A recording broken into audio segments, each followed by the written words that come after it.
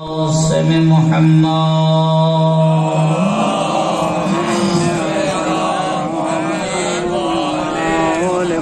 ثم الصلاة والسلام على أهل بيته الطيبين الطاهرين المعصومين المنتخبين المنتجبين الغر الميامين الذين قال الله في شأنهم إنما يريد الله ليذهب عنكم الرجس أهل البيت ويطهركم تطهيرا. اللهم صل على محمد وآل محمد. ورحمة الله على محبيهم ومواليهم وشيعتهم أجمعين، ولعنة الله على أعدائهم وظالميهم وغاصبي حقوقهم ومنكري فضائلهم من يوم عداوتهم إلى قيام يوم الدين. أما بعد، فقد قال رسول الله صلى الله عليه وآله وسلم: أحب الله من أحب حسينا. صلوات. اللهم صل على محمد. موالیان حیدر کرار، عزاداران مظلوم کربلا امام حسین علیہ السلام، سب سے پہلے میں یہ عرض کروں گا کہ خوش بخت ہیں آپ حضرات کہ اپنے نئے سال کا آغاز حسین حسین کر کے کر رہے ہیں. 1444 ہجری کا سال شروع ہو چکا ہے، اسلامی سال کا پہلا دن شروع ہو چکا ہے.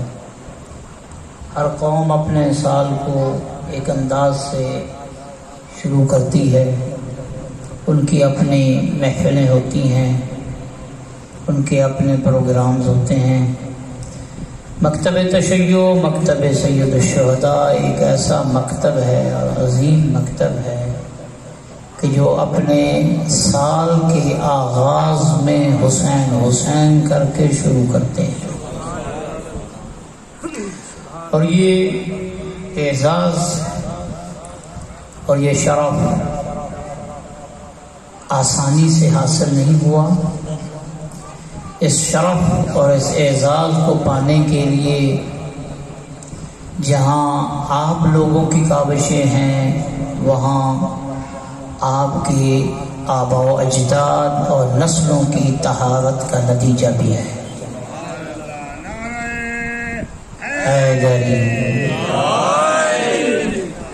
تو لاکھ لاکھ شکر ہے پروردگار کا اور اہل بیت اطہار کا کہ انہوں نے ہمیں ایک بار پھر توفیق عطا فرمائی کہ ہم سب مل کے مولا مظلوم کربلا سید الشہداء کی مظلومیت کا پیغام دنیا کو پہنچاتے ہوئے یہ اعلان کر رہے ہیں کہ اگر کل ہم کربلا میں ہوتے تو ہمارا شمار انصاران سید الشہداء میں ہوتا.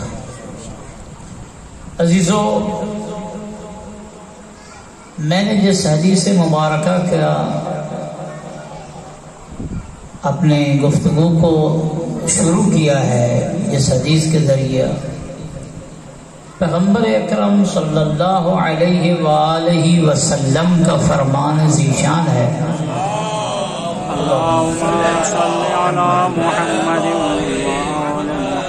چونکہ پہلی مجلس عزا ہے اور میری عادت ہے کہ پہلی مجلس حسینیت کے موضوع پہ کی جائے تاکہ میرے نوجوانوں کے ذہنوں میں، میرے بچوں کے ذہنوں میں حسینیت اجاگر ہو اور پھر آگے آنے والے دنوں میں ہم اسی مکتب کے بارے میں گفتگو کریں.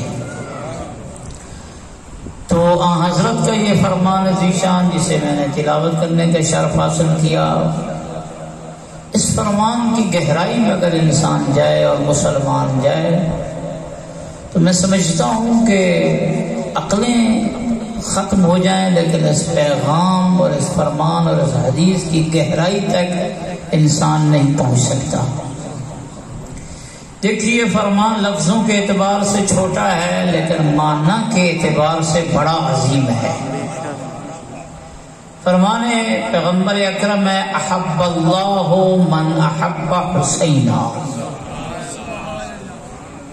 فرمایا اللہ اسی سے محبت کرتا ہے جس نے میرے حسین سے محبت کی. نعرہ حیدری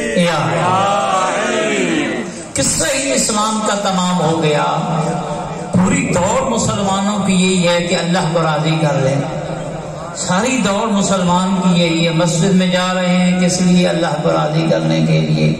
نماز پڑھ رہے ہیں اللہ کو راضی کرنے کے لیے. سجدہ کر رہے ہیں اللہ کو راضی کرنے کے لیے. قیام ہے اللہ کو راضی کرنا. یہ چندوں کی مسجدیں ہیں، یہ چندے جمع ہو رہے ہیں اللہ کے لیے. عشر اللہ کے لیے، زکوٰۃ اللہ کے لیے ہے. سب اس لیے تاکہ اللہ راضی ہو جائے.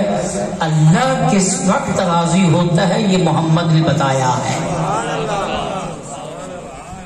یہ پیغمبر نے بتایا ہے، جس پیغمبر نے پہلے دن آپ کو اللہ کا تعارف کرواتے ہوئے فرمایا تھا ایھا الناس قولوا لا الہ الا اللہ تفلحوا. لوگوں مجھے مانتے ہو یا نہیں مانتے لیکن اتنا کہہ دو کہ اللہ ایک ہے، آپ کامیاب ہو جاؤ گے. سب سے پہلے محمد نے اپنی نبوت کا اعلان نہیں کیا. سب سے پہلے محمد عربی نے مسلمانوں جس پیغام کا اعلان کیا مکہ میں وہ کیا تھا؟ لا الہ الا اللہ، کلمہ توحید. اور کیا کمال کے جملے ہیں مصطفیٰ کے. اسی کلمہ توحید میں جو راز پنہا ہے جس کی وجہ سے اللہ راضی ہوتا ہے، محمد نے فرمایا کسی عام گلی میں نہیں فرمایا، کسی عام کوچے میں نہیں فرمایا، کسی گھر میں بیٹھ کے نہیں فرمایا، بچے کی محبت میں آ کر نہیں فرمایا.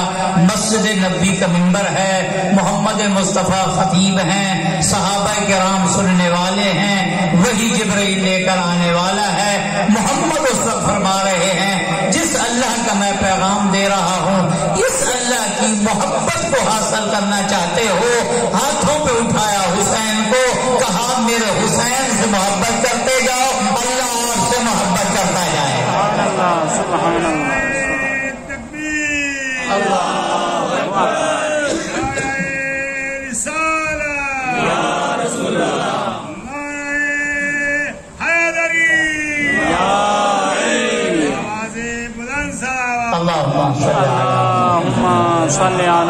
تو محور محبت کردگار اللہ کی محبت کا محور اور مرکز کون ٹھہرا؟ دیکھیے کیا کمال ہے. کثرت نماز پڑھنے والے کو محبت خدا کا یہ تمغہ نہیں ملا. زیادہ روزے رکھنے والے کو یہ تمغہ محبت کردگار نہیں ملا.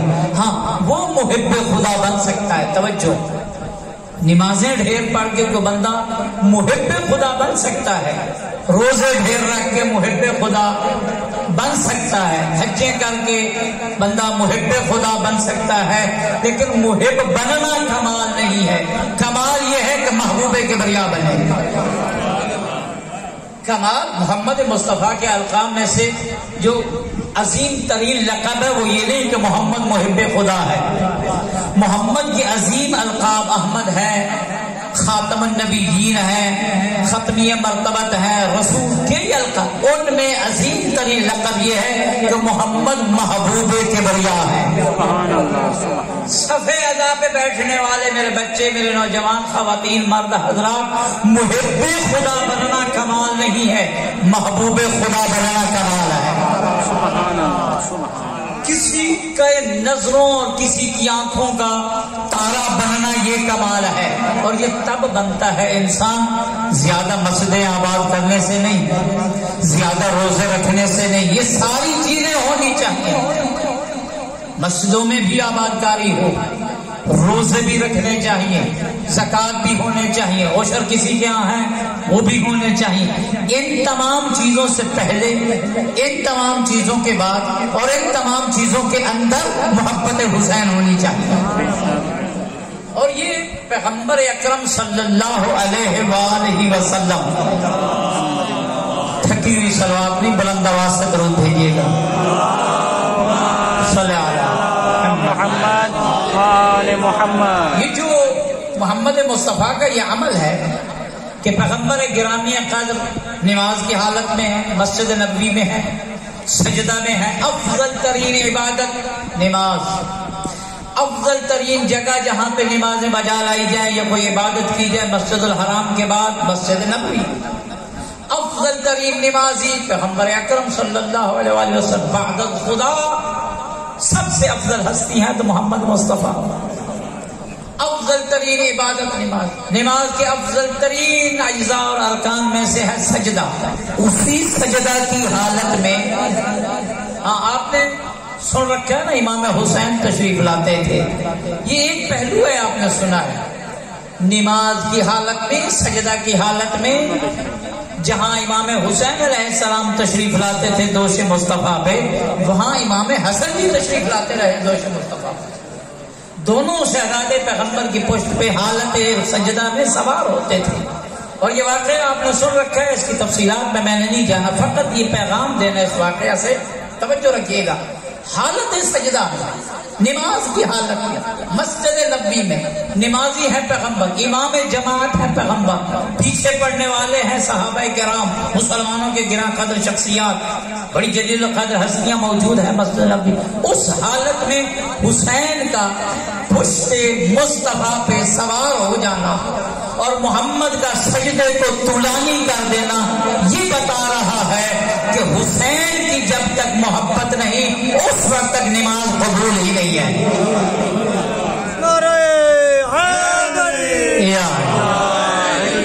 نماز کو روک کے، نماز کو لمبا کر کے، طویل کر کے، یہ بھی ایک بڑا عجیب اس واقعہ سے پیغام دینے والے میرے نادان اور جاہل دوست پیغام دیتے ہیں کہ جی نماز کے وقت میں حسین آ گئے تو نماز رک گئی۔ نہیں میرے عزیزو، نماز رکی نہیں، نماز لمبی ہوئی ہے۔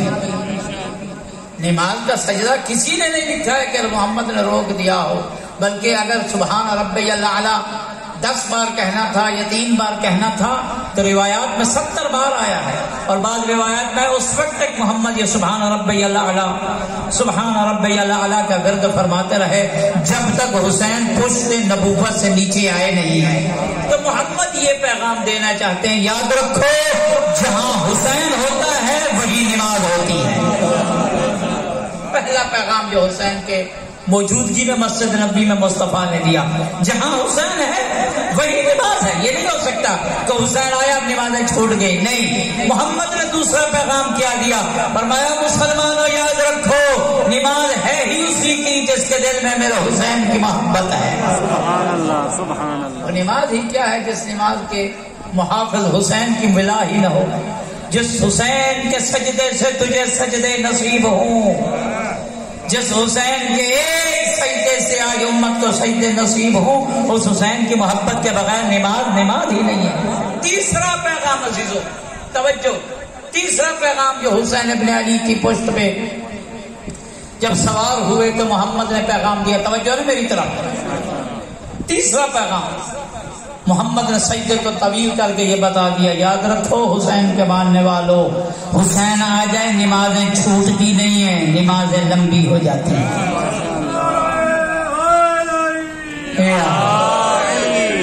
حسین ابن علی جب تشریف لائیں تو یہ حالت ہے، خود بنفس نفسی جب تشریف لائیں تو یہ حالت ہے۔ ذکر حسین مانے نہیں ہونا چاہیے نماز کے لیے، ذکر آ گیا ہے نمازیں چھوڑ گئی، نہیں میرے دوست، یہ پیغام تو میں نے دے دیا ہے۔ حسین محور مرکز محبت کردگار،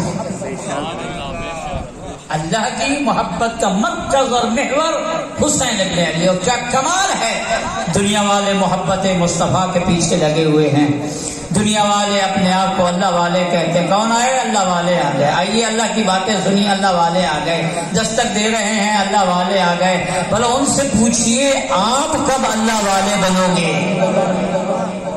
بھائی اللہ والا بننا کوئی کمال نہیں ہے، خود ایسے بنو کہ آپ کا اللہ ہو جائے. یہ انسان تب بنتا ہے جب حسین حسین کر کے اپنے نئے سال کا آغاز کرتا ہے. سبحان اللہ. تو اپنا تعارف کیوں کرائیے؟ ہم اللہ والے نہیں، اللہ ہمارا ہے. ہم اللہ والے نہیں، اللہ ہمارا ہے. اللہ ہمارا عاشق ہے، ہم معشوق کے کردگار ہیں. اللہ ہمارا محب ہے، ہم محبوب کبریا ہے. اور یہ محبت ہم نے سستے داموں نہیں لی ہے، یہ محبت ہم نے ہر مشکل اور کٹھن مراحل میں حسین حسین کر کے لی ہے. وہ تاریخ گواہ ہے جس تاریخ میں حسین کی زیارت کے لیے لوگوں کو اپنے نوجوان بچوں کی قربانیاں دینی پڑتی. وہ تاریخ گواہ ہے جس تاریخ میں یہ بھی لکھا ہوا ہے کہ جب حجاج ابن یوسف ثقفی واسط اور بصرہ اور عراق کے قید خانوں میں اس نے اتنے قید خانے میں اتنے شیعہ قیدیوں کو رکھا ہوا تھا. 80,000 مردوں کی تعداد تھی، 70,000 عورتوں کی تعداد تھی. جو بے نمازی ہونا نہیں، جو بے روزے دار ہونا نہیں، جو مسلمان نہ ہونا نہیں، جو یہی ہے کہ ان کے دل میں محبت حسین ابن علی ہے. ان کے دل میں محبت کربلا. عزیزو مسلمانوں ہمارا احسان سمجھیے، توجہ ہمارا احسان سمجھیے. آج اس غیر گزرے دور میں بھی ہم آپ کو حسین حسین کر کے بتا رہے ہیں ماں کا مقام کیا ہے اور بہن کا مقام کیا ہے.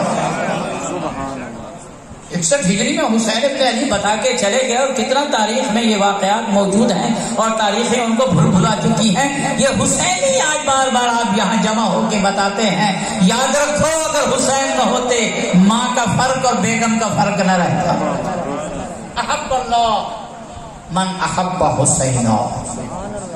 جو حسین سے محبت کرتا ہے اللہ اسی سے محبت کرتا ہے. محور مرکز محبت کردگار حسین ابن علی. اور کیا کمال کی یہ واقعات ہیں جو تاریخ نے اپنے کلیجوں میں لکھا، تاریخ نے اپنے ورقوں میں یہ لکھا.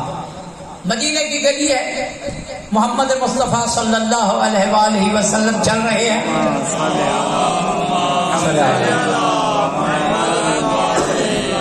چلتے چلتے ایک بچے کو اٹھایا. بچوں اپنی عظمت کو سمجھیے. میں نوجوانوں کے لیے یہ باتیں کرتا ہوں، بچوں لے آیا کرو اپنے بچوں کو مجلس اعظم میں.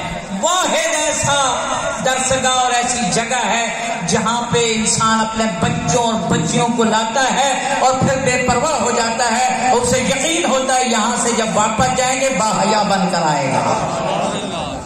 واحد ایسا رات کا مجمع ہے کہ جب انسان اپنے چھوٹے بچی یا بچے کو بھی بھیجے، نوجوان بچی یا بچے کو بھی بھیجے، مطمئن ہو کے بیٹھا ہوا ہوتا ہے، چونکہ اسے پتا ہے یہاں حیا والوں کا درس ہوتا ہے، یہاں دین کا درس ہوتا ہے. نوجوانوں سنو، مدینے کی گلی ہے، محمد مصطفیٰ چل رہے ہیں، صحابہ کا مجمع ہے، ساتھ چل رہے ہیں، قرامہ. ایک بچے کو اٹھایا مصطفیٰ نے. میری عادت ہے شب اول حسین کو بیان کیا جائے تاکہ حسین ہمارے ذہن میں اجاگر ہو، حسینیت ہمارے ذہن میں مقام حسین ابن علی جتنا اجاگر ہوگا اس قدر آگے آنے والے دنوں میں ہم عزاداری اور سید الشہداء صحیح طریقے سے منا سکیں گے. اور یاد رکھو عزاداری عشق کی حد تک نہ مناؤ، جنون کی حد تک مناؤ. عشق میں بھی انسان اپنی عقل رکھتا ہے، جنون میں انسان پاگل ہو جاتا ہے. حب الحسین اجننا، محبت حسین نے ہمیں پاگل کر دیا. ہمیں کوئی پتہ نہیں ہے کہ جہاں حسین کچھ کہے گا ہم اس کے سامنے کسی اور بات کو سننے کے لیے تیار ہی نہیں ہے. اور یاد رکھو ہمیں پتہ ہے حسین وہی کہتا ہے جو مشیت کردگار ہوتی ہے.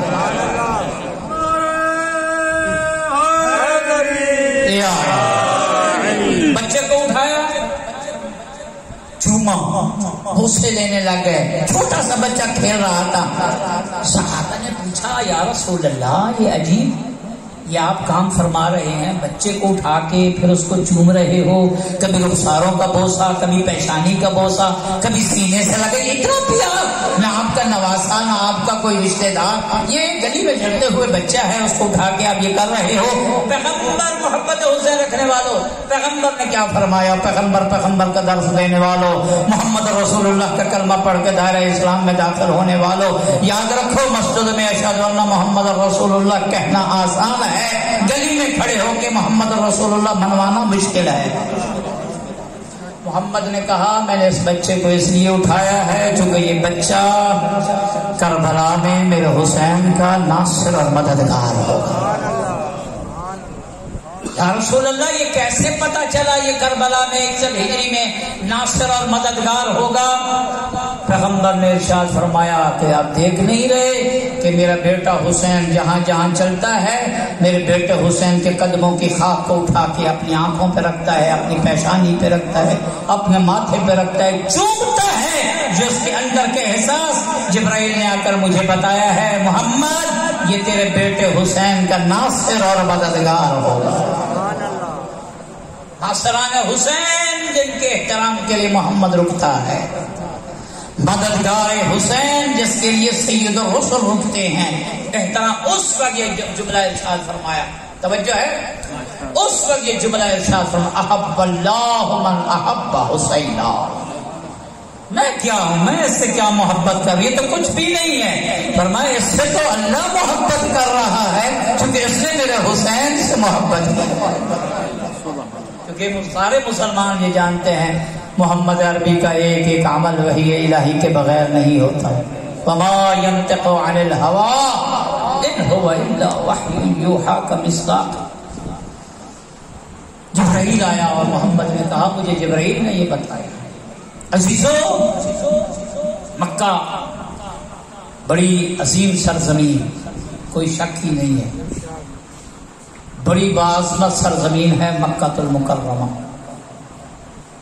لیکن مکہ کا جو مقام ہے، مکہ کی جو عظمت ہے، جس سے مکہ کو یہ مقام عطا ہوا، 2 چیزیں، ایک اللہ کا گھر، اس سرزمین، اس بقعہ، اس ٹکڑے کے اوپر اللہ کا گھر، اور دوسرا اللہ نے اس سرزمین کو جنت کے پتھروں میں سے پتھر کے ساتھ زینت بخشی۔ خصائص حسینیہ جناب علامہ شیخ جعفر تستری رحمت اللہ علیہ نے یہ موازنہ کروایا اور لکھا کہ اللہ رب العزت نے سرزمین مکہ کو زینہا بالحجر الاسود، اللہ نے مکہ کی سرزمین کو حجر اسود سے زینت بخشی۔ کس سے مزین کیا؟ حجر اسود۔ یاد رکھیے یہ حجر اسود ابھی اسود ہوا ہے، سیاہ ابھی ہوا ہے، پہلے یہ سیاہ پتھر نہ تھا، بلکہ یہ بہت چمکتا دمکتا ہوا سفید پتھر تھا۔ اور یہ بھی علماء نے لکھا اور معصومین نے فرمایا ہے کہ یہ پتھر جو تھا کھانا اشد بیاضا من اللبن، دودھ سے بھی زیادہ یہ سفید تھا، یہ دودھ سے زیادہ سفید تھا۔ معصومین سے پوچھا گیا کہ پھر سیاہ کیسے ہوا؟ فرمایا کہ یہ اسود بمس اہل الکفار و اہل الذنوب، کافروں کے مس کرنے اور گناہگاروں کے مس کرنے کی وجہ سے یہ پتھر سفیدی سے کیا ہو گیا؟ سیاہ۔ اب یہ حجر اسود، تو مکہ کی سرزمین کو زینہا بالحجر الاسود، اللہ نے حجر اسود کے ذریعے سے مکہ کو زینت بخشی۔ خود حجر اسود ہے کیا؟ علماء لکھتے ہیں انہ یاقوتۃ من یواقیت الجنہ، جنت کے یاقوتی پتھروں میں سے ایک پتھر ہے حجر اسود۔ تو مکہ کی سرزمین کو زینت ملی کس سے؟ جنت کے پتھروں میں سے ایک پتھر حجر اسود سے، جنت کا پتھر آیا، مکہ کی سرزمین کو یہ اعزاز ملا کہ مجھ میں ہے حجر اسود جو جنت کا پتھر ہے۔ سنو حسینی جنت کو زینت کس سے ملی ہے؟ اذا کان یوم القیامت، جب قیامت کا دن ہوگا، فقالت الجنت ربہ، جنت اپنے رب سے کہے گی ان یزین لی، یا اللہ مجھے بھی زینت بخش دے. آج ہر چیز چمک رہی ہے، قیامت والے دن تیرے عرش کے ارکان بھی چمک رہے ہیں، تیرے عرش کو بھی مزین کیا گیا ہے، مجھے بھی چمک دمک کر دے، زینت دے دے یا اللہ. جنت کہے گی بروز قیامت. ارشاد پروردگار ہوگا سنو، یا جنتو انی زینتک وزینت ارکانک بالحسن والحسین. جنت میں نے تیرے ارکانوں کو حسن و حسین سے زینت بخشی.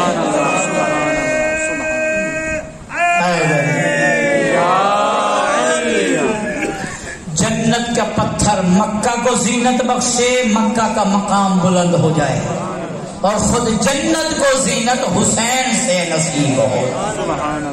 جب یہ جنت سنے گی نا کہ ان اللہ زین الجنت بالحسن والحسین، کہ اللہ جنت کو، پھر میں حوالہ دیتے چلا جاؤں، کتاب خصائص حسینیہ علامہ الشیخ جعفر التستری شستری رحمۃ اللہ علیہ، دونوں تلفظ ہیں، اس میں یہ لکھا ہوا ہے جب جنت کو یہ بشارت ملے گی کہ میں نے تجھے حسن و حسین سے زینت بخش دی ہے، پھر جنت کیا کرے گی؟ فما سک کما تمیس العروس فرحا. جنت ایسے جھومے گی جیسے نئی نویلی دلہن جھومتی ہے.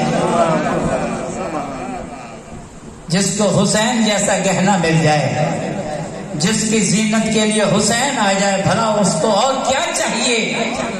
اسی کتاب میں لکھا ہوا ہے. ابن سنان بہت جلیل القدر راوی ہے، امام جعفر صادق علیہ الصلوۃ والسلام. اللهم صل على محمد. کہتا ہے ابن رسول اللہ، ابھی حج تازہ گزری ہے، اس حوالے سے بات ہو جائے. ابن رسول اللہ اذا انفق شخص للحج درہما فکما ما یحسب له، اگر ایک شخص حج پہ جانے کے لیے 1 درہم خرچ کرے تو 1 درہم کا کتنا شمار کرے گا اللہ؟ جو حج سے کتراتے ہیں نا ان کے لیے یہ ہے، پیسے کم ہو جائیں گے. پیسے کم نہیں ہوتے. سنو، صادق آل محمد فرماتے ہیں جو حج پہ جانے کے لیے 1 درہم خرچ کرتا ہے، 1 درہم خرچ کرنے کے بدلے اللہ اس کے نامہ اعمال میں 100 درہم لکھ دیتا ہے اور اضافہ کر دیتا ہے. سبحان اللہ. اور بعض روایات میں ہے 1000 درہم، 1000 درہم اس کے نامہ اعمال میں لکھ دیتا ہے. سائل ابن سنان صحابی صادق آل محمد، چھٹے امام کا صحابی، کہتا ہے ابن رسول اللہ یہ تو ہمیں پتہ ہے کہ حج میں جاتے ہوئے اگر کوئی شخص 1 درہم خرچ کرتا ہے تو اس 1 درہم کے بدلے میں 1000 درہم نصیب ہوگا، 1000 درہم جتنا ثواب ملے گا، 1000 درہم اس کے نام اعمال میں لکھ دیا جائے گا. لیکن اگر کوئی شخص اذا ذهب بالمسیر الى قبر جدک ابی عبداللہ الحسین علیہ السلام، اگر کوئی شخص آپ کے دادا حسین ابن علی کی قبر اطہر کی زیارت کے لیے، جہلم کی زیارت ہو، عاشور کی زیارت ہو، کوئی بھی زیارت ہو، 40 کی زیارت ہو، اس زیارت پہ جانے کے لیے ينفق درہما 1 درہم کو خرچ کرتا ہے، فما يحسب له بهذا الدرہم، تو اس 1 درہم کا خرچ اس کے نامہ اعمال میں کتنے درہموں کے برابر لکھا جائے گا، اور اس 1 درہم کے عوض کتنے درہم عطا کیے جائیں گے. ارشاد صادق آل محمد، چھٹا امام ارشاد فرماتے ہیں سنو، اگر حج پہ 1 درہم خرچ ہو تو نام اعمال میں 1000 درہم لکھا جائے گا، اور اگر میرے دادا حسین کی زیارت پہ کوئی جائے اور 1 درہم خرچ کرے یحسب له درہم حتی عدى 1000 مرہ. فرمایا کہ اگر کوئی شخص میرے دادا حسین کی زیارت پہ جائے 1 درہم کے صدقے میں 10,000 درہم نامہ اعمال میں لکھا جائے. سبحان اللہ. سبحان اللہ. ہاں 1 درہم کے صدقے، حج کے لیے 1 درہم کے مقابلے میں 1000. سید الشہداء کی قبر اطہر کی زیارت کے لیے 1 درہم کے مقابلے میں کیا ہے؟ 10,000. وجہ مسلمان وجہ یہ کعبہ کی حرمت کو بچایا ہے حسین ابن علی نے. تیرے طوافوں کے تقدس کو بچایا ہے حسین ابن علی نے، تیری سائی کو بچایا ہے حسین ابن علی نے، تیرے مینا کی قربانی کو مینا کبریٰ اور مینا اکبر میں اپنے اکبر کی قربانی دیا حسین ابن علی نے، تیری حج کے اس پورے مناسک اور اعمال کو بچایا ہے حسین، اور 8 ذی الحج کو جب حسین نے احرام توڑے، توڑتے ہوئے کعبہ کے غلاف کو پکڑ کر حسین ابن علی نے یہ جملہ کہا تھا، کعبہ تیرے تقدس کے لیے اپنی گردن قربان کروانے کے لیے جا رہا ہو، یاد رکھ کعبہ میری گردن کٹ جائے گی لیکن تیرا تقدس برقرار رہے گا۔ سبحان اللہ۔ کعبہ کی حرمت حسین کا صدقہ، نمازوں کی حرمت حسین کا صدقہ، غیرت جس کا نام سنتے حسین کا صدقہ، عزت حسین کا صدقہ، ساری چیز کائنات میں جہاں جہاں شرافتیں ختم ہوتی ہیں وہاں پہ حسین ابن علی کا آغاز ہوتا ہے۔ کعبہ مکہ، سرزمین مکہ، علامہ شیخ جعفر توستری رحمۃ اللہ علیہ لکھتے ہیں کہ ایک دن تفاخرت مکہ بکرامت اللہ لہا، مکہ ایک دن فخر کرنے لگ گئی، سرزمین مکہ فخر کرنے لگ گئی، جو اللہ نے اس کو یہ گھر عطا کیا اس کے اوپر اس کی وجہ سے فخر کرنا، کہنے لگی مکہ کی سرزمین من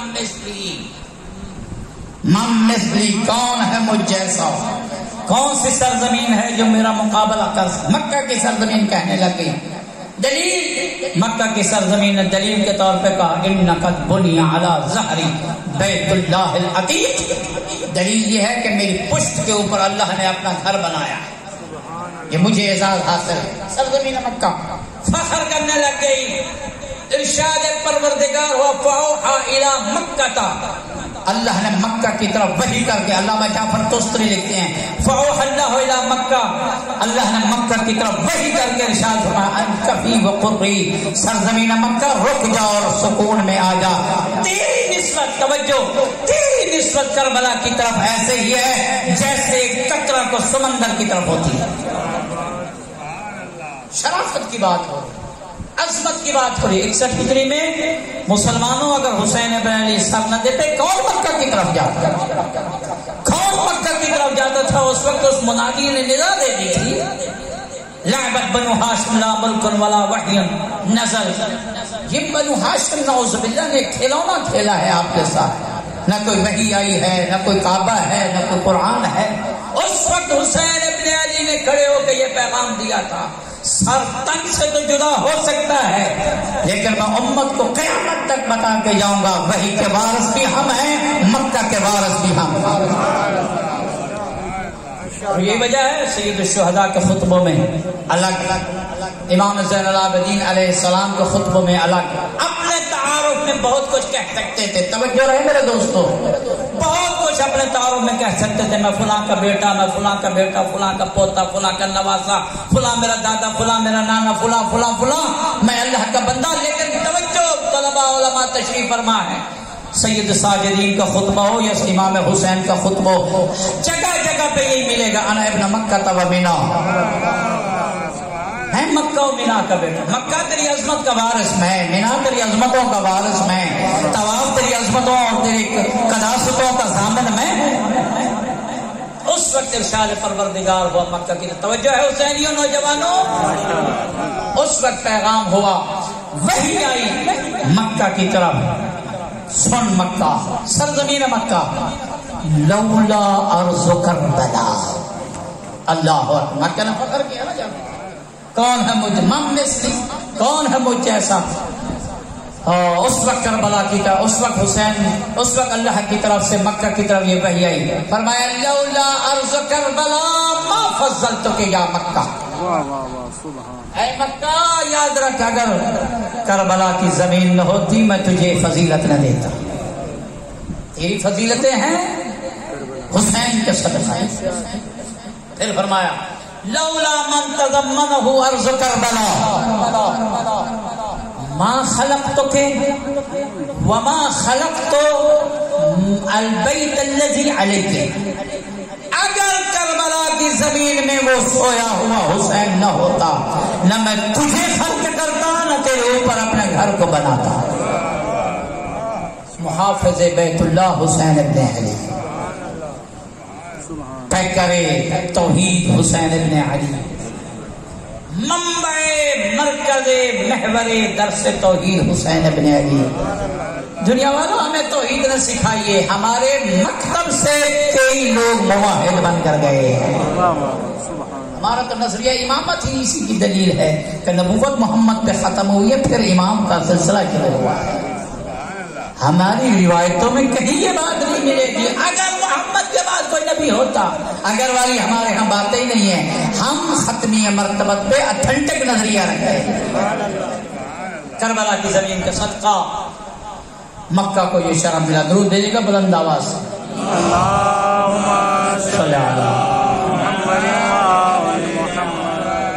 بس ایک اور پیغام، رحمت تمام. مت سمجھیے دنیا والوں حسین ابن علی کی جنگ یزید ابن حاکم شام کے ساتھ دنیا کی جنگ تھی. غلط بات. دنیاوی جنگ نہ تھی، حکومت کی جنگ نہ تھی، منصب کی جنگ نہ تھی، کرسی کی جنگ نہ تھی. وجہ حسین کے حسب و نسب کا مطالعہ کر لیجئے اور دیکھ لیجئے کہ دنیا ان کے سامنے کیا مقام رکھتی ہے. اس حسب کو اور اس نسب کو جب ہم مطالعہ کریں گے پتہ چل جائے گا کہ حسین کو دنیا کی کیا ضرورت ہے. حسین اس نانے کا نواسا، توجہ، حسین اس نانے کا نواسا جس محمد نے اسلام کا جب پہلے دن پیغام دیا قولوا لا الہ الا اللہ تفلحوا، فقط ایک رب کو مانو کامیاب ہو جاؤ گے. ایک رب کو مان. 365 ربوں کو مانتے تھے، 365 خداؤں کو مانتے تھے. محمد اپنا خدا کو منوانے نہ آیا تھا، محمد ان کے خداؤں سے ہٹوا کر اپنے ایک خدا کو منوانے آیا تھا. ورنہ ان کے لیے ایک اور اضافی رب ماننا کیا مشکل تھی. فرمایا قولوا لا الہ الا اللہ، کہو بس رب ایک، بس معبود ایک، بس معبود ایک، اللہ ایک ہی ہے، اللہ ہی ہے جو معبود ہے. اس وقت مکہ کے سارے کافر اور مشرک جمع ہوئے ابو طالب کے پاس. توجہ رہے، ابو طالب کے پاس ہے. ابو طالب کو جو منصب دیتے ہو دیتے رہو، جو عنوان دیتے ہو دیتے رہو، لیکن اتنا ضرور مانو کہ ابو طالب کافروں اور محمد کے درمیان وسیلہ تھا. کافروں اور محمد کے درمیان وسیلہ تھا. اور وسیلہ وہی ہوتا ہے جو کم از کم ایک طرف سے نہیں ہوتا، کم از کم ایک طرف سے نہیں ہوتا. محمد کے پیغام بھجوانے کے لیے، محمد کی طرف پیغام دینے کے لیے کفار مکہ آئے. اپنے بھتیجے کو کہیے، بتانا چاہتا ہوں کہ حسین کا نانا کیا عظمت کا مالک اور ان کے سامنے دنیا کیا. ایسا نواسا دنیا کے لیے اپنی جان قربان کر سکتا ہے؟ قطعی طور پر نہیں. غلط بات ہے. اہل مکہ کافر مشرکین آئے، کہنے لگے ابو طالب اپنے بھتیجے کو کہیے اس پیغام سے، لا الہ الا اللہ والے پیغام سے دستبردار ہو جائے. جو چاہتا ہے دینے کے لیے تیار ہے، جو دنیا چاہتا ہے، جو بھی چیز چاہتا ہے، زمین پلاٹ جو بھی چاہتا ہے دینے کے لیے تیار. اور جس خاتون سے شادی کے لیے ہاتھ رکھے گا وہ خاتون بھی دینے کے لیے تیار. دنیا کا لالچ پیغام حق سے ہٹوانے کے لیے عزیزو ہمیشہ دنیا کا لالچ دیا گیا ہے. اور اصحاب حق ہمیشہ دنیا کو ٹھکراتے ہوئے پیغام حق کو پہنچانے میں اپنی جان کو بھی نچھاور کر دیا. ایسے ہے کہ نہیں؟ ہمیشہ دنیا کا لالچ باطل کی طرف سے. محمد کا چچا ابو طالب جو محمد کے پاس آئے، کہا اہل مکہ کی یہ ڈیمانڈ ہے اور یہ ان کی فرمائش ہے اور یہ ان کا مطالبہ ہے کہ آپ اس لا الہ الا اللہ کے نعرہ سے باز آ جائیے. جو چاہتے ہو دنیا سے ہم دینے کے لیے تیار ہیں، اور ایک جو بھی خاتون عرب کی بڑے سے بڑے گھرانے کی چاہتے اس سے شادی کروانے کے لیے بھی تیار ہے. سونا محمد نے اس وقت کیا کہا، میرے چچا ابو طالب جا کر پیغام دیجئے گا میرا کہ اگر آپ اہل مکہ میرے ایک ہاتھ پہ چاند توڑ کے رکھ دو اور دوسرے ہاتھ پہ سورج توڑ کے رکھ دو، میں پھر بھی لا الہ الا اللہ کے نعرے سے باز نہیں آؤں گا. سبحان اللہ، نعرہ تکبیر، اللہ اکبر، نعرہ رسالت، یا رسول اللہ، نعرہ حیدری، یا علی، بلند سلام. اللہم صلی علیہ۔ کیا مطلب تھا محمد کے اس بات کا؟ ایک ہاتھ میں چاند اور دوسرے ہاتھ میں سورج، دائیں ہاتھ میں سورج بائیں ہاتھ میں چاند توڑ کے رکھ دو، کیا مطلب؟ چاند اور سورج کنایا ہے، اشارہ ہے کائنات کی طرف۔ جب تک چاند اور سورج چمک رہا ہے کائنات چل رہی ہے۔ فرمایا اب ساری کائنات توڑ کے میرے ہاتھوں میں رکھ دو، میں کائنات ٹھکرا دوں گا، اللہ کے پیغام کو نہیں چھوڑوں گا۔ یہ ہے حسین کا نانا جو دنیا کو ٹھکرا رہا ہے اللہ کے پیغام کے لیے۔ 61 ہجری میں دنیا کا طلبگار بن گیا حسین۔ خبردار، یہ رات کے پہرے میں نیند میں بھی نہ سوچنا کہ حسین دنیا کے لیے گئے تھے۔ یہ حسین کے نانا کے سامنے ہے دنیا۔ آئیے حسین کے بابے کا مقام دیکھیے۔ یہودیوں کے باغیچے میں کام کر رہے ہیں، لوگوں کو سمجھانے کے لیے ہاتھ پھیلانا برا ہے، مزدوری کر لینا۔ کائنات کا مالک ہے امیر کائنات علی ابن ابی طالب، اگر یہ مزدوری کر رہے ہیں تجھے اور مجھے یہ سمجھانے کے لیے ہاتھ نہ پھیلانا، مزدوری کر لینا۔ وہاں ایک دوشیزہ لڑکی آئی، توجہ، دوشیزہ خاتون آئی۔ دنیا کا مقام بتانا چاہتا ہوں حسین کے بابا کے سامنے کیا۔ دوشیزہ خاتون آئی، بڑی حسین و جمیل خاتون، آ کر کہنے لگی علی مجھ سے شادی کرتے ہو؟ علی مرتضیٰ نے فرمایا اتنا بتا، کیا تو کماری ہے یا تجھ سے پہلے بھی کسی نے شادی کی ہے؟ توجہ ہے۔ کہنے لگی کئیوں نے مجھ سے شادی کی اور کئی مجھ سے شادی کرنے کے لیے تمنا کر رہے ہیں۔ علی مرتضیٰ نے فرمایا ان سارے لوگوں کو تو نے چھوڑا ہے یا انہوں نے تجھے چھوڑا ہے؟ توجہ، انہوں نے تجھے چھوڑا ہے یا تو نے انہیں چھوڑا؟ اس نے جو کہا کئیوں نے مجھ سے شادی رچائی۔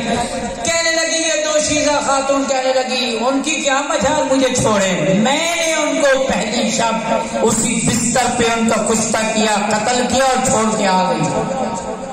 جیسے اس نے یہ کہا علی کو علم الہی سے پتہ چل گیا کہ یہ دنیا ہے ایک عورت کی شکل میں آئی ہے۔ علی ولی نے ارشاد فرمایا تجھ جیسی بد کردار عورت سے کون شادی کرتا ہے جو ہر رات اپنے نئے نئے شوہر تبدیل کرتی ہے؟ فرمایا دنیا غری خیری و الیک عنی، دنیا دفع ہو جا مجھ سے، دور ہو جا مجھ سے، تو نے پہچانا ہی نہیں ہم اور تھے، میں علی ابن ابی طالب اور ہوں۔ سبحان اللہ، سبحان اللہ۔ فرمایا دنیا الیک عنی، مجھ سے دور ہو جا، ابھی یتعرضت ام الی تشوقت، توجہ ہے یہ نہیں علی کے فرمان ہے، ابھی یتعرضت ام الی تشوقت، فرمایا کیا تم مجھے پھنسانے کے لیے آئی ہے یا میری عاشق بن کر آئی ہے؟ علی نے فرمایا نہ تو مجھے پھنسا سکتی ہے نہ تو میری عاشق بن سکتی ہے، حوریں جس کی عاشق ہوں سے علی کہتے ہیں، کائنات جس کے جوتے کے صدقہ میں خلق ہو اسے علی کہتے ہیں۔ یہ حسین کا بابا ہے علی جس نے دنیا کو ٹھکرا دیا۔ نانا دنیا کو ٹھکرا چکے، بابا دنیا کو ٹھکرا چکے، اور ہمیشہ بچہ اپنے اس باپ اور نانا اور دادا کی تربیت پہ جاتا ہے۔ جو جس گود میں تربیت پاتا ہے اسی طرح اس کی کیا ہے تربیت ہوتی ہے۔ بس اے انصاران یزید کھل کے سامنے آنا پڑے گا اور تجھے کہنا پڑے گا چوراہے پہ کھڑے ہو کے کہ میں یزید کا حامی اور ناصر ہوں، میرا امام یزید ہے۔ چھپ چھپ کے وار کرنے کا وقت نہیں ہے۔ یہ ہے ہمارا حسین ابن علی جس نے کھلے عام دنیا والوں کو پیغام دیا، میں محمد کے دین کا وارث بھی ہوں، میں علی کے پیغام کا وارث بھی ہوں، میں اپنے بھائی حسن کے لائے ہوئے دین کا وارث بھی ہوں، اور میں بھری کائنات میں 61 ہجری میں اگر اللہ کی طرف سے تنہا نمائندہ ہوں تو میں حسین ابن علی۔ حسین دنیا کے لیے یہ نہیں کیا ہے، حسین ابن علی نے پیغام دیا، پیغام آخری پیغام حسین ابن علی نے اپنے خطبے میں پیغام۔ یہ مکتب، یہ مجلس، یہ درسگاہ ہے سید الشہداء ہے، یہ ہماری رسم و رواج نہیں ہے، یہ کوئی ہماری عادت نہیں، گلے میں پڑ گئی، والدین کرواتے تھے عشرہ اب ہم نے بھی کروانا ہے، نہیں، ہمارے بچے ولولے کے ساتھ آتے ہیں، ہماری عورتیں ولولہ کے ساتھ آتی ہیں، ہمارے نوجوان ولولہ کے ساتھ آتے ہیں۔ اس کے گزرے دور میں کہ جو ہر قسم کی رنگینی محفلیں موجود ہیں، نوجوان چھوڑ کے یہاں آتے ہیں، یہ معجزہ صدائے زینب کبریٰ ہے۔ صدائے زینب کبریٰ، وہ صدا جو صدا 11 محرم کو زینب اپنے بھائی کو الوداع کر کے جا رہی تھی، ہاتھوں میں ہتھکڑیاں تھی، سر پہ چادر نہیں تھی۔ حسینیہ پیغام سنیے، شب اول پہلی شب کا میرا پیغام ہوتا ہے، سر پہ چادر نہیں تھی۔ زینب عالیہ نے اپنے گستہ بھائی اور بے گور و کفن بھائی حسین ابن علی کی طرف دیکھ کے کہا، حسین بھیا تجھے بوسہ لینے کا میرے پاس ٹائم نہیں ہے، حسین بھیا تجھے دفنانے کے لیے میرے ہاتھ کھلے نہیں ہیں، حسین بھیا تجھے کفن دینے کے لیے میرے ہاتھ بندھے ہوئے ہیں، کھلے نہیں ہیں۔ یاد رکھ میرا بھیا حسین، زینب کا سرخہ، زینب کا پیغام، زینب کی صوت، زینب کی آواز سنتے جائیے خواتین، مرد، حضرات، نوجوان۔ کہا زینب عالیہ، اسی آواز کا نتیجہ اور اسی آواز کا یہ آج اکٹھ اور اجتماع موجود ہے۔ زینب عالیہ نے فرمایا تھا، کہا تھا اپنے بھائی کو مخاطب کر کے، یا اخی حسین، اور میرا بھائی حسین، یاد رکھ جب تک اس کائنات میں اللہ کا نام رہے گا تب تک میرا بھائی حسین تیرا نام بھی رہے گا۔ اس وقت تک میں زینب شام اور کوفہ سے واپس نہیں جاؤں گی جب تک ایک ایسی قوم پیدا نہیں ہوگی۔ تو معجزہ ندائے زینب کبریٰ ہے۔ مت کہا کرو حسین ابن علی نے دنیا کے، نہیں، دنیا کے لیے حسین ابن علی نے قربانی نہیں دی۔ حسین نے اس پیغام میں کیا کہا؟ بس آخری جملے، واللہ انی لم اخرج عشرا ولا بطرا ولا ظلما ولا جورا ولا فسادا۔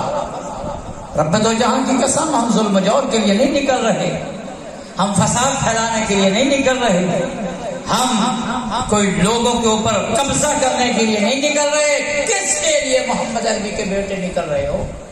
کس کے لیے یہ مدینہ چھوڑ کے جا رہے ہو؟ کس کے لیے یہ اپنا وہ شہر چھوڑ کے جا رہے ہو جس شہر سے بڑا پیار ہے مولا؟ فرمایا بل انما خرجت لطلب الاصلاح فی امت جد رسول اللہ۔ رب دو جہاں کی قسم، میں حسین کو اپنے نانا کی امت پیاری ہے، میں اپنے نانا کی امت کی اصلاح کے لیے جا رہا ہوں۔ پیغام مل گیا۔ مصلح اگر کائنات میں کوئی بننا چاہتا ہے آج بھی، یا قیامت تک کے لیے کوئی مصلح تحریک چلانا چاہتا ہے، اصلاحی تحریک چلانا چاہتا ہے، اسے نقش قدم سید الشہداء پہ چلنا ہوگا۔ خط کھینچیے حسین ابن علی نے کہ جو میرا راستہ وہ اصلاح کا راستہ، اور آج جو جس مکتب کا بھی ہے، جو جس دھرم کا بھی ہے، جو جس دین کا بھی ہے، جو جس مذہب کا بھی، جو جس سیاست سے تعلق رکھتا ہے، اپنے پیغام کو تقویت دینے کے لیے کہتا ہے کہ ہم حسینی ہیں۔ حسین غیرت مندوں کا امام، حسین زندہ ضمیر لوگوں کا امام ہے۔ حسین کسی مذہب کے ساتھ خاص نہیں ہے، لیکن امت نے حسین ابن علی کی قدر نہیں کی۔ بس چند جملے روایات کی، زحمت تمام۔ پہلی محرم کی شب ہے، تاریخ میں ملتا ہے مدینہ والے پہلی محرم کی شب آسمان کو دیکھ کر معلوم نہیں کرتے تھے۔ بنی ہاشم کے گھرانے سے جب رونے کی آوازیں آتی تھی پتہ چل جاتا تھا ان کے اجڑنے کے دن آ گئے، حجر کو اللہ، ان کے اجڑنے کے موسم آ گئے۔ لوگ اعتراض کرتے ہیں، امام سے بھی پوچھا گیا، مولا آپ بھی اور آپ کے شیعہ بھی، امام جعفر صادق علیہ السلام سے پوچھا گیا، مولا آپ بھی اور آپ کے شیعہ یکم محرم سے رونا شروع کر دیتے ہیں، لیکن میتوں پہ تو مرنے کے بعد رویا جاتا ہے، 10 محرم کے بعد رونا چاہیے، یکم محرم سے رونا کیوں شروع کر دیتے ہو؟ سنو کہ چھٹے امام نے کیا جملہ ارشاد فرمایا، اور میرے چھٹے امام نے ارشاد فرمایا، تجھے پتہ نہیں ہے ہم کیوں یکم سے رونا شروع کر دیتے ہیں؟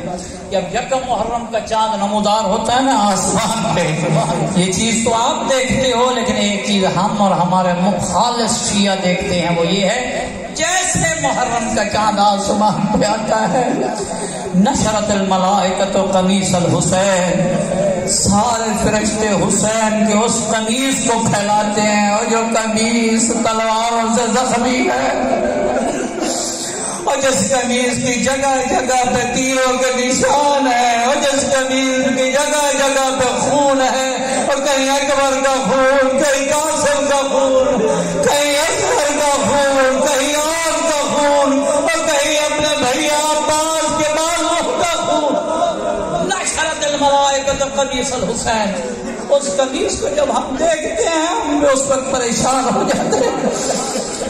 عزاداروں، یہ وہ شب ہے جس شب حوروں نے اپنے بال پھیلا دیے ہیں، اپنے زلفوں میں خاک ڈال لیا ہے، انبیاء اپنے مسکنوں کو چھوڑ چکے ہیں، ملائکہ اپنی جگہوں کو چھوڑ کے آ چکے ہیں۔ کہاں آ چکے ہیں؟ اس جگہ جہاں پہ حسین سویا ہوا ہے۔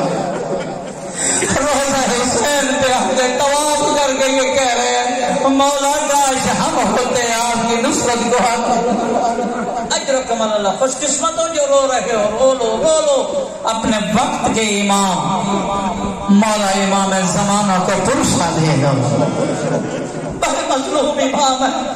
امام مظلوم سے کسی نے پوچھا عالم خواب میں، مولا آپ نے یہ جو زیارت نحیہ میں فرمایا ہے نا، واللہ لانتبنا علیکا دموعا واللہ لانتبنا علیکا صباحا و مساء، میرے دادا حسین میں آپ پہ صبح کو بھی روں اور شام کو بھی روں۔ پھر کیا فرمایا امام سبحانہ نے؟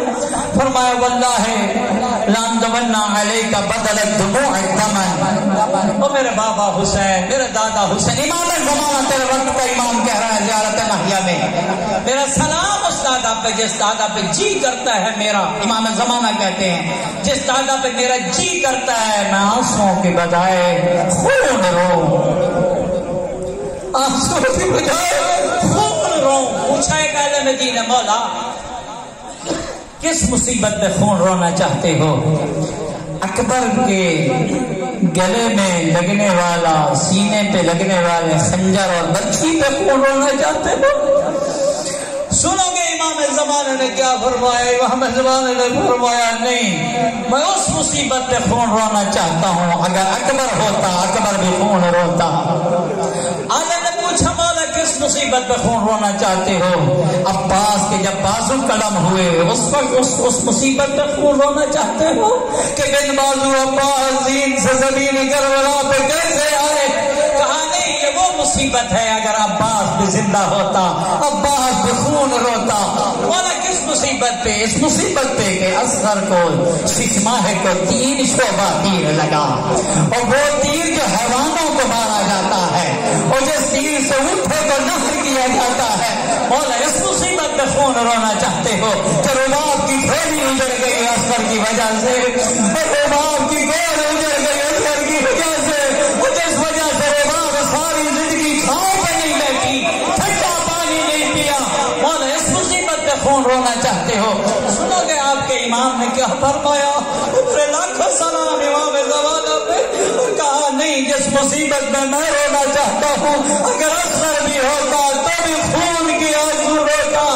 عالم دین کرتے عالم خواب میں کہنے لگے مجھے بتائیے دستی مولا وہ کون سی مصیبت ہے؟ نہ اکبر کے خنجر پہ اتنا رونا چاہتے ہو، نہ عباس کے کٹے بازوؤں پہ خون رونا چاہتے ہو، نہ قاسم کے ٹکڑوں پہ رونا چاہتے ہو، نہ اصغر پہ 3 شعبہ تیر لگنے پہ رونا چاہتے ہو۔ کون سی مصیبت ہے؟ سنو گے اپنے وقت کی مصیبت کیا ہے، وقت کے امام کی۔ امام نے فرمایا مصیبت یہی ہے جو مجھے آنسو کی بجائے خون رلانے پہ مجبور کرتی ہے، وہ یہ ہے کجا شام کا بازار اور کجا علی کی بیٹی زینب مکنا چاہنا اور کجا کوفے کے تماشیانے اور کہاں زینب ام کلثوم حجاز۔ اجرکم اللہ، اجرکم اللہ۔ عزاداروں بڑی مصیبت ہے کربلا میں، بڑی مصیبت ہے کربلا میں۔ بس ایک روایت احمد تمام، باقی کو کل انشاءاللہ مکمل۔ ایک راوی ہے کوفہ سے مدینہ آیا، کوفہ سے جب مدینہ آیا تو کہتا ہے کہ 28 رجب کی شب تھی، 28 رجب کی شام تھی، 60 ہجری تھی۔ دیکھتا ہے مدینے کی گلیوں میں سنسنی پائی جاتی ہے، مدینہ کی گلیوں میں ویرانگی پائی جاتی ہے، لوگ پریشان ہیں، خزاں کا موسم ہے، لوگ حیران ہیں۔ میں مدینہ کی گلیوں میں چل رہا ہوں، لوگوں سے پوچھ رہا ہوں کیا وجہ ہے، پریشان کیوں ہو، افسردگی کے آثار آپ کے چہروں پہ کیوں ہو، روتے کیوں ہو؟ کہنے لگے تمہیں پتہ نہیں ہے آج رسول کا چراغ گل ہو رہا ہے، آج ہمارے مدینے کا چراغ حسین مدینہ چھوڑ کے جا رہا، 28 رجب کی رات ہے، کہتے ہیں کہاں حسین کی تیاری ہو رہی ہے، مجھے بھی لے جاؤ۔ سارے مدینے والے بنی ہاشم کے محلہ کے سامنے جمع تھے، کہتے ہیں میں بھی گیا، کوفے کا ایک راوی ہے، کہتے ہیں میں بھی گیا، جب میں گیا نا وہاں بیٹھ کے دیکھ رہا تھا بیت الشرف اہل بیت کے گھرانے کے چوکھٹ کے باہر ایک ایک بی بی آتی تھی، ایک ایک محمل آتا تھا، ابھی تک محمل ہے چونکہ عباس زندہ ہے، اب بے پلانے اونٹے نہیں ہیں، اب 28 رجب جو ہے 11 محرم 61 ہجری نہیں ہے، محمل آتے، ایک بی بی کا قدم باہر آتا، اس بی بی کا بیٹا، اس بی بی کا بھائی، اس بی بی کے سر کا تاج سامنے آتا، بی بی کو بڑے احترام سے محمل میں سوار کرواتا، ایک ایک بی بی کو سوار کرواتا۔ ام فروہ باہر آئی، قاسم جھپک کر آئے، اب ماما تجھے سوار کرواتا، اب میرا ماما تو نہیں رہا، میں حسن کا یتیم اپنی ماں کو سوار کروا رہے ہیں، لیلا باہر آئی، اکبر آگے بڑھا، ایک ایک آتی، ام کلثوم آئی، عباس آگے بڑے سوار کروانے کے لیے، ایک ایک خاتون ایک ایک بیوی کو ایک ایک نوجوان جا کر سوار کرواتا۔ ادادارو کوفے کا راوی کہتا ہے بس تھوڑی دیر کے بعد جب ساری بیویاں سوار ہو گئی، ایک سیاہ پوش برقعے والی بیوی کا قدم باہر آیا، اور جیسے بیوی کا قدم باہر آیا سارے نوجوان جھپٹے، حسین سے کرسی چھوٹی، عباس آگے بڑھے، اکبر پاؤں مار رہے تھے، کوئی رکاوٹیں ٹھیک کر رہا تھا، کوئی محمل پکڑ رہا تھا، کوئی پردے بنا رہا تھا، ایک بیوی کو جب یہ سارے جوان آگے بڑھ کے سوار کروانے لگے، میں مدینے والوں سے پوچھنے لگا، مدینے والوں پہلے ایک ایک بیوی آتی، ایک ایک جوان آگے بڑھتا سوار کرواتا، اور یہ کون سی عظمت والی بیوی ہے، اور یہ کون سی بڑی پردے والی بیوی ہے، اور جس کے لیے حسین نے کرسی چھوڑ دی، اور عباس پردے بنا رہے ہیں، اور اکبر رکاوٹیں ٹھیک کر رہے ہیں، یہ کون سی بیوی ہے؟ سنو گے مدینے والوں نے کیا کہا؟ مدینے والوں نے کہا تم مدینے کا نہیں ہے، تجھے نہیں پتا یہ بیوی کون ہے، اور یہ علی کی بڑی بیٹی زینب ہے، جو پہلی دفعہ گھر کی چوکھٹ سے باہر قدم رکھ رہی ہے، وہ سارے نوجوان پردہ بنا رہے ہیں۔ میں کہوں گا بیوی آج 28 رجب ہے، عباس کا مال ہے، اکبر کی جوانی کی آس ہے، حسین کا سہارا ہے، اور قاسم بھتیجے موجود ہیں، سارے چھاؤں کی طرح آ رہے ہیں، کاش 11 محرم الحرام کو ہوتے، عباس کو ندا دیتے تھے، اور اکبر کو بلاتے تھے، بیوی کوئی جواب دینے والا نہ تھا۔ الا لعنت اللہ علی القوم الظالمین، وسيعلم الذين ظلموا أي منقلب ينقلبون۔